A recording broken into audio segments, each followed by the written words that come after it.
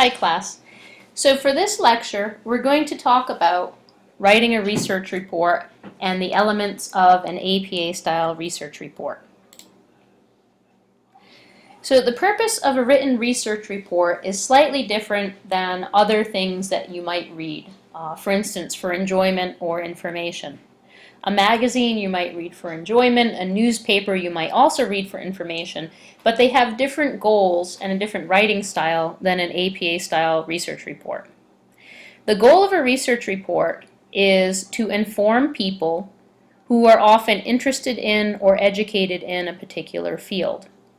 So for instance, those in social work and psychology, clinicians, etc. The goal is to convey the results of a research study in as brief and concise a way as possible. The writing isn't necessarily meant to be entertaining, it's meant to be informative. So sometimes research reports can seem a little bit dry. Also, they don't use opinion. So in a magazine article, or sometimes in certain types of newspaper articles, it might come to some kind of conclusion by the writer or an opinion by the writer. But often in research reports, you can make inferences about what you think the facts mean, but often you leave the interpretation of those facts up to the reader quite a bit. So APA-style research reports use a scientific writing style. That means the writing avoids seeming opinionated, and there's a mini lecture on how to write the critical review, and there's also, as part of that, a homework exercise having you learn about and distinguish opinion from inference from fact. So be sure to tune into and view that mini lecture. Scientific writing style also avoids personal pronoun use. So you won't see the use of I or we or you very much in a research report. Sometimes you might see they in reference to a group of authors. Smith and Ruiz and Guzman found such and such a thing. They interpreted their results as X, Y, and Z. You do sometimes see that, but really you try to avoid using pronouns and you really write in third person. So using the names of the authors, using a sort of general tone about the research project found, rather than he or she found, or using pronouns to express that. Also, a research report will give as complete information in as few words as possible. So being succinct, being clear, and being brief are valued. Often there are page limits to research reports. Often a submitted paper can only be somewhere between 20 and 30 pages depending on the journal. You have to get everything in about the experiment, about your review of literature, and you have to get it in under that word count. So being brief is important. Also using unbiased language. So when referencing ethnicity, we use labels that are common but considered better descriptors. So African American, Hispanic, sometimes Latino, Caucasian, sometimes European Americans are used instead of Caucasian. So also, when possible, if you know of further ethnic distinctions among the groups, it's often better to use that. So rather than just saying African Americans, you might say also, if you know there's a percentage of people who are Jamaican or Haitian or Nigerian, like whatever percentage of that heritage represents your sample, you're also better off sort of stating that. With gender, we try to use gender neutral terminology. So rather than using like mankind, you would use humankind or people, or something that doesn't sort of denote the masculine as the default. And also we avoid language with negative overtones. For instance, rather than saying you have a sample of 20 schizophrenics, you would say you have a sample of 20 individuals with schizophrenia. So not labeling people by disorder or disability or things like that. And also follow APA style for citation and format.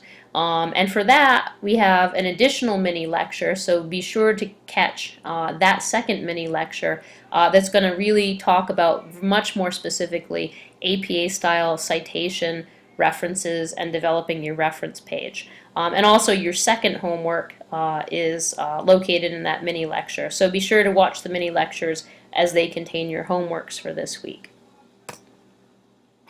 So the major sections of a research report, the title, which should be informative and generally contains most or all of the variables under consideration in the study. So the title should really contain the variables that are being looked at in the study somewhere in there. I'm not a particularly good title maker. I actually don't like it. So, you know, mine are often not very creative. Some people do more creative. You can do whatever makes you happy, but be sure that the title somehow encompasses the scope of what variables you're going to be using in the study. An abstract is a summary of the report, and that is usually the first thing that is presented. The abstract, the titling is often centered, so the word abstract is centered, and abstracts run anywhere from 150 to 300 words depending on the journal. Most common, I would say, is 250 words. So it's a summary of the report, what you did, what you found, how you did it, and a little bit of what it means.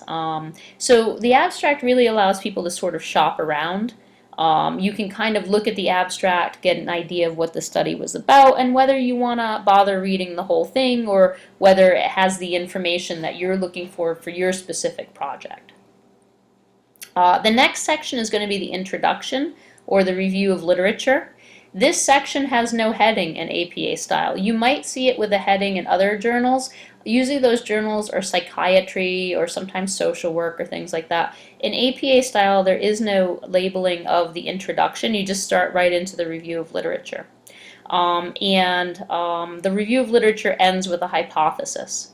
How to do that is in the mini lecture on the critical review, so be sure to go check that out as it goes into much more detail about how you set up and how you thematically write a review of the literature. And again, you should have developed your hypothesis for the end of your outline, so you should have that ready. And so be sure that you take your hypothesis that you've developed from your outline and you put that at the end of your review of the literature. The second section that you'll find in an APA-style report is the methods. The methods allow enough detail so that in theory you could replicate the study. It's sort of like a recipe in a cookbook that allows you to make the same cake as someone else. And often there are subsections in the methods. So the first is participants, and this describes the demographic characteristics of who is in the sample: age, gender, socioeconomic status, education, etc., etc. Materials are often where you'll find what was used to conduct the study, and this is where you'll often see measures that were used that participants filled out, and also the procedure section that lists in a fairly chronological order what was done, A to B to C to D, to run the participant through the experiment. So what they experienced going through the whole experiment, but also very brief.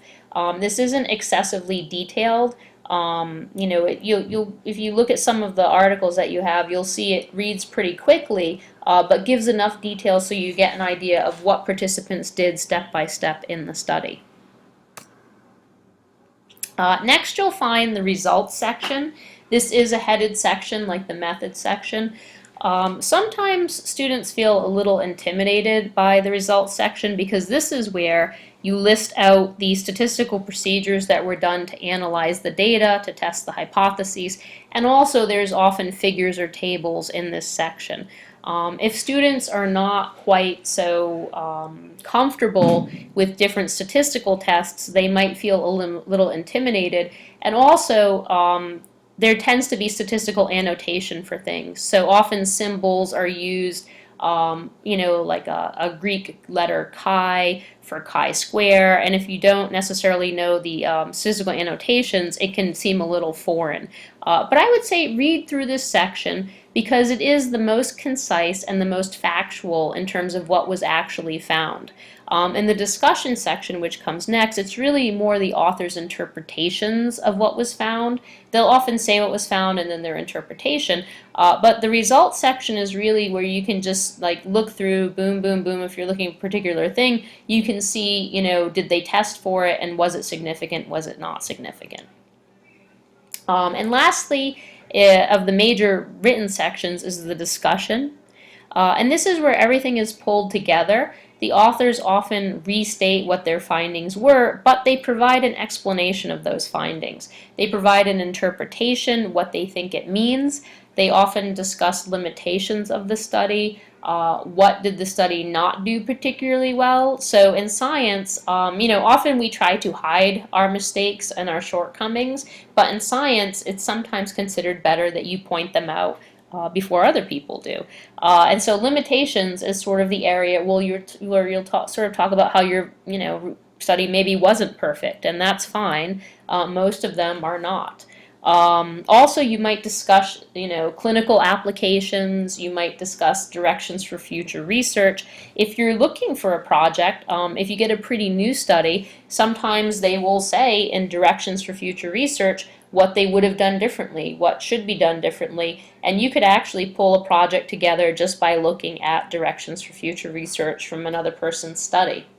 And lastly, you will end with the reference section. And this, a discussion of how this works is also in the mini lecture on APA style, so be sure to check out that mini lecture. But the references basically list out all of the sources used in the paper for the literature review, the methods, and the discussion. Usually those are the major sections where references are used.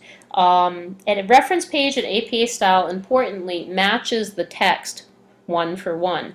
That is, if there is a citation of literature in, say, the in the literature review, it should be in the reference section. If there's a reference in the reference section, it should match up somewhere in the study where it was cited. You shouldn't have material that wasn't cited in the text in your reference page, and there shouldn't be something cited in the paper that doesn't also appear in the reference section. So those are the major sections of a research report in APA style. Also be sure to check out the 2 mini lectures that sort of spin off and talk about the review of literature and about APA citations and references. And those 2 mini lectures also contain some homework assignments.